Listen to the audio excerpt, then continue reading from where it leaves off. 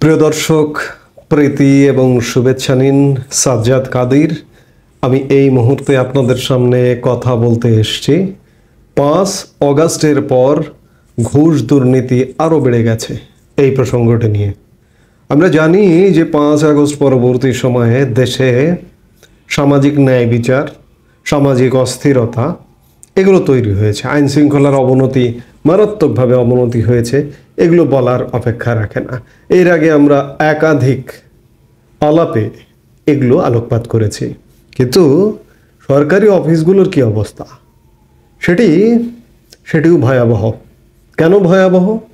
তারা বুঝতে পারছে, সরকারি কর্মচারীরাও বুঝতে পারছে এই সরকার একটি দেশের ইতিহাসে ভয়াবহ রকমের দুর্বল একটি সরকার। কারণ এই সরকার কারো কিচ্ছু করতে পারবে না। সেই জায়গা থেকে সরকারি কর্মচারীরা পেয়ে বসেছে এবং ব্যাপক দুর্নীতিতে জড়াচ্ছে। দুর্নীতিটা কয়েকদিন একটু সীমিত ছিল। 5 আগস্ট পরবর্তী সরকার যখন গঠিত হলো 8 আগস্ট পরবর্তী হয়তো 15 দিনেই এই দুর্নীতিবাজরা পালস গুনে ফেলেছে যে ইউনূস সরকার অত্যন্ত দুর্বল সরকার, তারা কিছু করতে পারবে না। এই জন্য ভয়ঙ্কর দুর্নীতিতে জড়িয়ে পড়েছে সরকারি কর্মচারীরা। এমন অভিযোগ সারা বাংলাদেশ থেকে পাওয়া যাচ্ছে। কিন্তু সাম্প্রতিক সময়ে একটি জেলা থেকে সেই জেলার ব্যবসায়ী নেতারা প্রকাশ্যে সাংবাদিক সম্মেলন করে এমন মন্তব্য করেছেন যে ভয়ানক দুর্নীতি বেড়েছে এবং 5 আগস্ট পরবর্তী সময়ে আগের আমলের চেয়ে আরও বেশি দুর্নীতিতে জড়িয়ে পড়ছেন সরকারি কর্মচারীরা। ঘটনাটি চাঁপাইনবাবগঞ্জ জেলার chamber of commerce and industries সভাপতির আব্দুল ওয়াহেদ বলেছেন, চাঁপাইনবাবগঞ্জে 5 আগস্টের পর ঘুষ দুর্নীতি আরও বেড়েছে। জেলার কাস্টমস, রাজস্ব, এসিল্যান্ড ও রেজিস্ট্রি অফিস সহ প্রশাসনের বিভিন্ন অফিসে এমন পরিস্থিতি লক্ষ্য করা যাচ্ছে। গত শনিবার 28 ডিসেম্বর দুপুরে চেম্বার ভবনে সাংবাদিকদের সঙ্গে মতবিনিময় সভায় এই মন্তব্য করেন তিনি। এই ব্যবসায়ী অভিযোগ করলেন সরকারি কর্মচারীদের ব্যাপারে। আপনারা যারা সারা বাংলাদেশে বসবাস করছেন তারা কি বলেন? ঘুষ দুর্নীতিকে বেড়েছে নাকি কমেছে? কারণ এই যে তথাকথিত নতুন স্বাধীনতার দেশ বলছে, এই নতুন স্বাধীনতার বিনিময়ে আমরা কি পেলাম? আওয়ামী লীগের আমলে কি ঘুষ দুর্নীতি বেশি ছিল না এখন বেশি ঘুষ দুর্নীতি? কারণ আমরা ইতিমধ্যে প্রমাণিত আইন শৃঙ্খলার অবনতি আওয়ামী লীগের চেয়ে ভয়ানক খারাপ। বাংলাদেশের ইতিহাসে, স্বাধীন বাংলার ইতিহাসে এমনটা আইন শৃঙ্খলা পরিস্থিতি অবনতি ছিল না, জানমালের নিরাপত্তাহীনতা ছিল না। সেই জায়গায় সরকারি কর্মচারীদের ঘুষ দুর্নীতির কি অবস্থা আমরা বিভিন্ন জায়গা থেকে খবর পাচ্ছি। আপনারা কি বলেন? আপনার এলাকায় কি খবর? নিশ্চয়ই ভয়াবহ নাজুক খবর, ভয়াবহ নাজুক পরিস্থিতি। আপনিও সেটি বলবেন। শুধু জেলায় নয়, শুধু উপজেলায় নয়, ইউনিয়ন পরিষদে নয়, কেন্দ্রে পর্যন্ত দুর্নীতির ডালপালা, সচিবালয়ে পর্যন্ত দুর্নীতির ডালপালা ভয়াবহভাবে মেলে গেছে। আপনাদের নিশ্চয়ই মনে আছে মাস 2 আগে ডিসি পদায়ন নিয়ে কি লঙ্কাকাণ্ড হয়েছে। আমরা ধারণা করি প্রত্যেকটি ডিসি পদায়ন নিয়ে উচ্চ হারের লেনদেন হয়েছে। এই ধারণা করবার কারণটিও আছে, কারণ এর একটি ক্লু আছে। আপনাদের নিশ্চয়ই মনে আছে 3 কোটি টাকার চেক এক যুগ্ম সচিবের কক্ষে পাওয়া গিয়েছিল। সেই চেক ডিসি পদায়নের জন্য, এবং সেটি নিয়ে একটি তদন্ত কমিটি হয়েছিল। সেই তদন্ত কমিটির রিপোর্ট কি জন্য, কি কারণে এই ডিসি পদায়নের জন্য কেন চেক দিল, কাকে দিল, এগুলো জনসম্মুখে আসেনি, আর কখনো আসবেও না। কারণ এটি ক্রিস্টাল ক্লিয়ার যে ডিসি পদায়নে 3 কোটি টাকা নেওয়া হয়েছে। একটি জেলার ঘটনা এই, অন্যান্য জেলায় কি অবস্থা? এছাড়া আরও আসুন যে জনপ্রশাসন মন্ত্রণালয়ে একজন সিনিয়র সচিব নিয়োগ করা হয়েছে, যিনি যুগ্ম সচিব বা অতিরিক্ত সচিব হিসেবে অবসরে গিয়েছিলেন 8-10 বছর আগে। বয়সী মানুষ, তাকে নিয়ে এসে সিনিয়র সচিব পদমর্যাদায় দায়িত্ব দেওয়া হয়েছে। তার হোয়াটসঅ্যাপ মেসেজ ভাইরাল হয়েছিল লেনদেন প্রশ্নে। দেন দরবার বার্গেনিং করা হচ্ছিল হোয়াটসঅ্যাপ মেসেজে।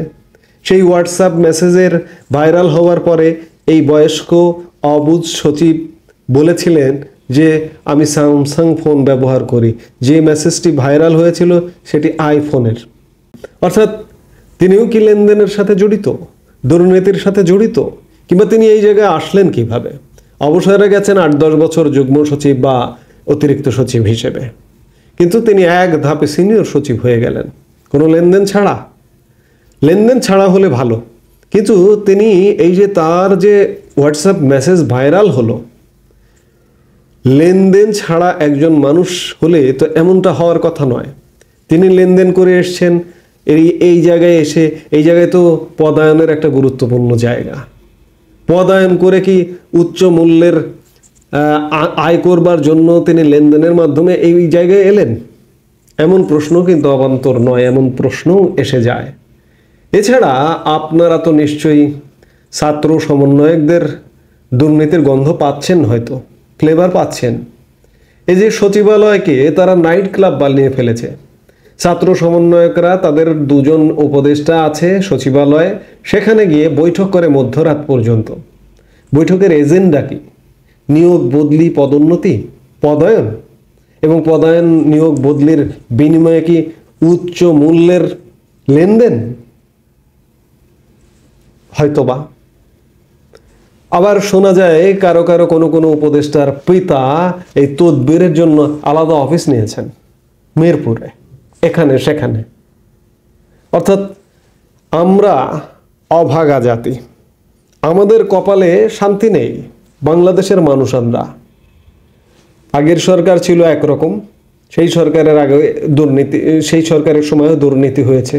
তার আগে বিএনপি সরকার ছিল, তাদের আমলের দুর্নীতি হয়েছে। এরশাদ সরকার ছিল, দুর্নীতি হয়েছে। এই যে নতুন এক সরকার আসলো বিশেষ ধরনের, বলা হচ্ছে ইন্টারিম, অন্তর্বর্তীকালীন সরকার, অসাংবিধানিক, সংবিধান বহির্ভূত। এই সরকারের আমলেও দুর্নীতি যেন আরও ভয়াবহভাবে ডালপালা মেলেছে। এর শেষ কোথায়? এর শেষ আমরা জানি না। আমরা অজানা গন্তব্যের মধ্য দিয়ে 53 বছর হাঁটছি। দুর্নীতি মুক্ত বাংলাদেশ, এই স্বপ্ন আমাদের দুঃস্বপ্নই থেকে যাচ্ছে। আজকে এই সরকারের আমলে আরও ভয়াবহ রূপ লাভ করেছে, ভয়াবহ আকার ধারণ করেছে। এই যে যারা বলছেন যে তথাকথিত নতুন স্বাধীনতা, দ্বিতীয় স্বাধীনতা, কী লাভ? মানুষের, বাংলাদেশের জনগণের কী লাভ হয়েছে? বাংলাদেশের জনগণের কি মুক্তি হয়েছে? আপনারা যারা দ্বিতীয় স্বাধীনতা বলছেন, যারা দায়িত্বে আছেন, তারাই দুর্নীতিতে জড়িয়ে পড়েছেন। বাংলাদেশের মানুষ এটি বোঝে না, বোঝে। এবং একটা কথা আছে যে যা রটে তা তো খানিকটা বটে। আপনারাও যে দুর্নীতিতে জড়িয়েছেন, প্রশাসন দুর্নীতিতে আরও বেশি বাড়িয়ে দিয়েছে দুর্নীতির হার। কারণ প্রশাসন ভয় পায় না। কাকে ভয় পাবে? কারণ সরকার তো একটি দুর্বল সরকার। সেই জায়গা থেকে আমরা দুর্নীতির স্বর্গরাজ্যেই বসবাস করছি। আমাদের মনে পড়ে আমরা 2001-05 সালে আমরা দুর্নীতিতে বিশ্ব র্যাঙ্কিংয়ে চ্যাম্পিয়ন হয়েছিলাম। এখন যে অবস্থা চলছে, এই অবস্থা যদি চলতে থাকে, ইউনূসের বাংলাদেশে দুর্নীতিতে চ্যাম্পিয়নের থেকে আরও কোনো যদি বড় অবস্থান থাকে, তাহলে হয়তো আমরা সেটাই অর্জন করব বলে চারপাশের খবরে মনে হচ্ছে। এর থেকে মুক্তির কোনো পথ জানা নেই, বা বলতে পারছি না, আমি নিজেও বলতে পারছি না। কারণ 53 বছরের ইতিহাস এই রকমই। আজকে এই যে নতুন সরকারের ইতিহাস আবার আরও ব্যাপকভাবে রচিত হবে। এই মুহূর্তে এ পর্যন্তই। সবাই ভালো থাকুন, সুস্থ থাকুন। আমাদের ভিডিওগুলো নিয়মিত পেতে সাবস্ক্রাইব করুন Sajjad Kadir and the legends YouTube channel, এবং লাইক, কমেন্ট, শেয়ার করে সাথে থাকুন।